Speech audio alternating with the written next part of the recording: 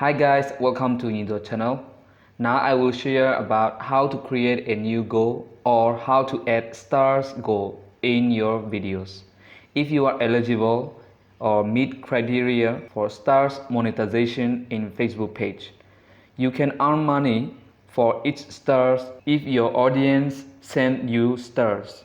I will show you step by step. Follow me. Go to your Facebook page and click Meta Business Suite and then click monetization, and you will see here stars. Click stars. So here you can see three things: main, goals and settings. So now you need to click goals. So here I have added two things: title, type and then added date. So these are the progress. So help me reach 5,000 stars. Support me with stars for more interesting tutorials. So this is what I have added. To create a new goals, you need to go add stars goal. Click here.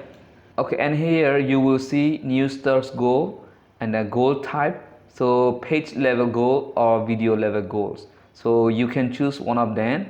I'll choose page level goal and then goal amount. How many stars you will add? You need to add at least. Enter an amount between from 25 to more. Goal settings. Name your goal considering including the goal amount. If your audience send to you the stars, you will earn money.